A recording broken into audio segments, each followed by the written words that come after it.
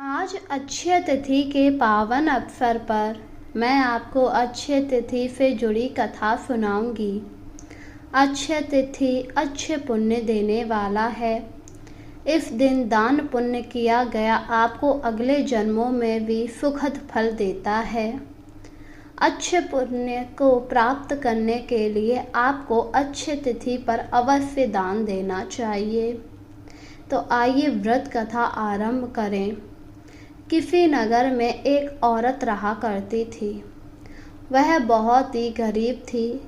इसी के साथ उसके द्वार पर कोई भी साधु संत आया करता तो वह अपने बच्चे के भोजन का हिस्सा निकाल कर रख देती और अपने हिस्से का भोजन साधु संतों को दे दिया करती। समय के साथ बच्चा बड़ा हुआ। उसने जब यह सब देखा तो काफ़ी ज़्यादा हैरान हुआ। आखिर उसकी माँ ऐसा क्यों करती? क्योंकि समय के साथ औरत बूढ़ी हो गई। सही से अन्न धन ना मिलने के कारण उसका शरीर बहुत ही दुबला पतला हो गया। बालक ने एक दिन अपनी माँ से कहा, माँ आप इतना दान पुण्य क्यों करते जब आपके पास खुद ही अन्न नहीं होता? आप मेरे हिस्से का तो निकाल कर रख देते पर अपने हिस्से का दान कर देते। आप उन साधु संतों को मना क्यों नहीं कर देते?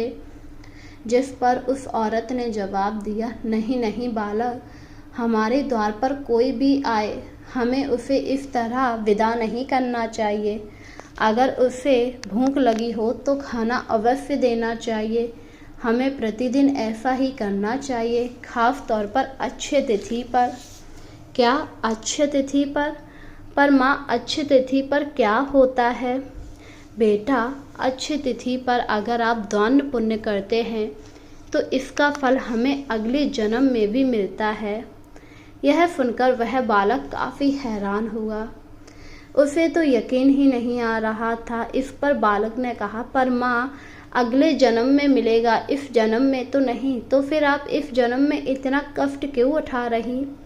इस पर वह औरत मुस्कुराई और बोली, अगर बेटा पुण्य एकदम मिलने लगे फिर कोई दान ना करे। हमें कर्म के लिए प्रतीक्षा करनी पड़ती। वैसे भी हमें कर्म करना चाहिए, उसके फल की चिंता नहीं करनी चाहिए। मुझे दान पुण्य करना अच्छा लगता है और मैं चाहूँगी तुम भी दान पुण्य करो। यह सुनकर बालक धीरे धीरे बड़ा हुआ। बड़े होने के बाद वह काम करने लगा। उसकी माँ अब काफ़ी ज़्यादा वृद्ध हो चुकी थी, जिस वजह से वह चारपाई पर लेटी रहती। पर जब भी उनके द्वार पर कोई आया करता तो बुढ़िया अपने हिस्से का अन्न उसे दे दिया करती।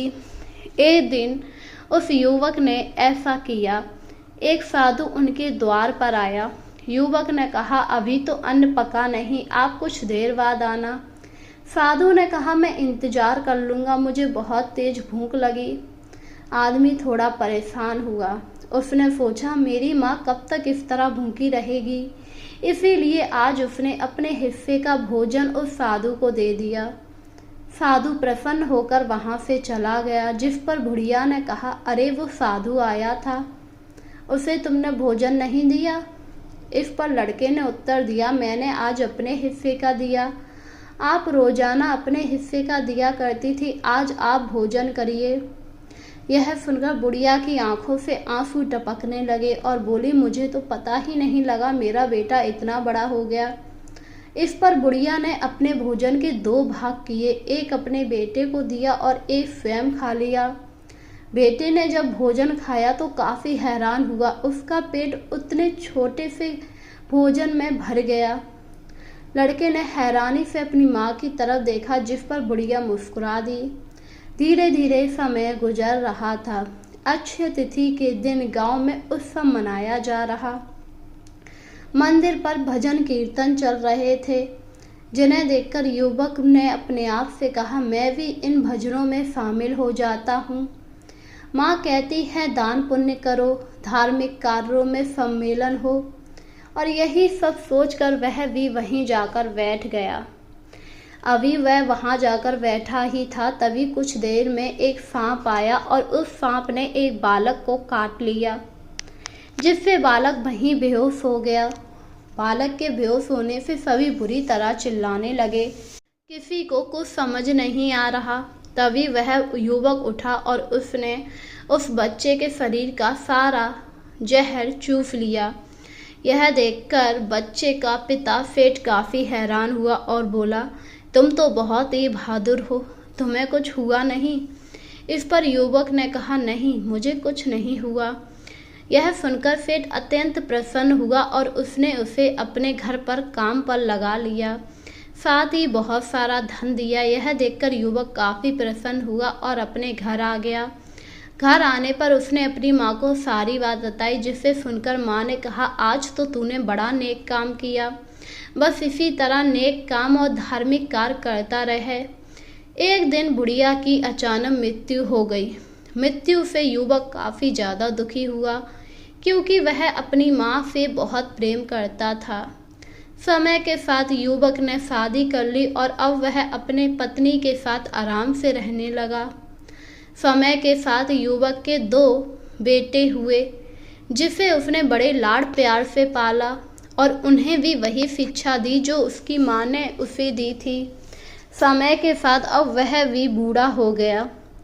वह हर अक्षय तिथि पर दान पुण्य किया करता। एक दिन वह जंगल में लकड़ियाँ काटने गया। तभी अचानक वहाँ एक शेर ने उसे घेर लिया।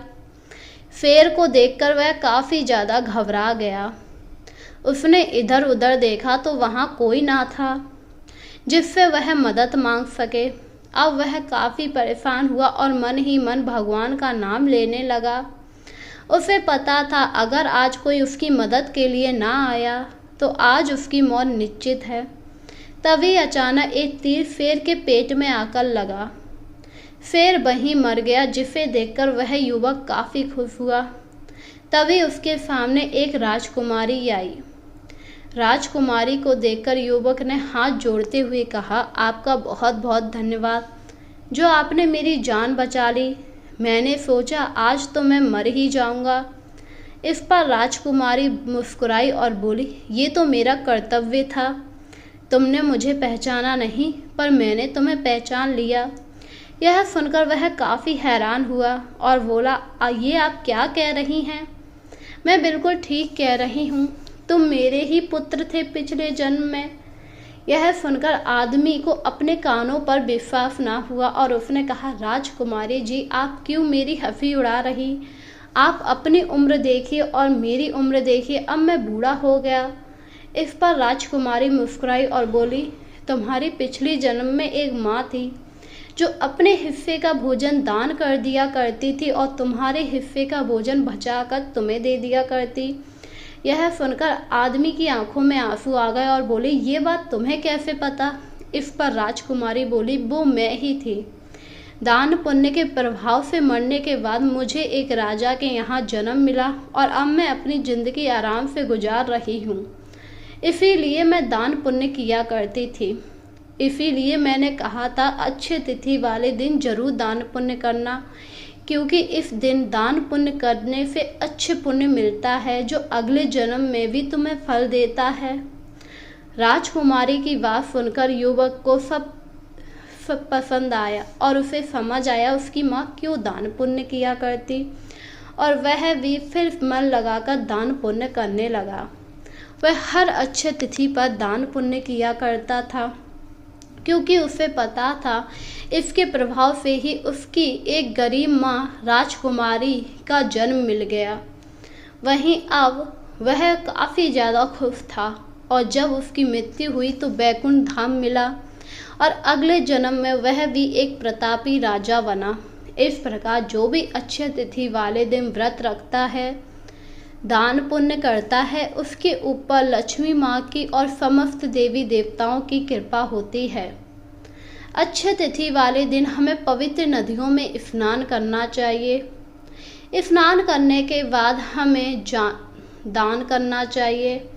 दान में हमें जल दान, छत्र दान, फल, सफ़ेद वस्त्र, अन्न, धन, सोना, इन सारी चीज़ों का दान करना चाहिए। अगर आप इन सारी चीज़ों का दान करेंगे तो आपको अच्छे पुण्य की प्राप्ति होगी। और आपके ऊपर यमदेव, कुबेर देव और लक्ष्मी माँ की कृपा होगी। तो बोलिए जय लक्ष्मी माँ।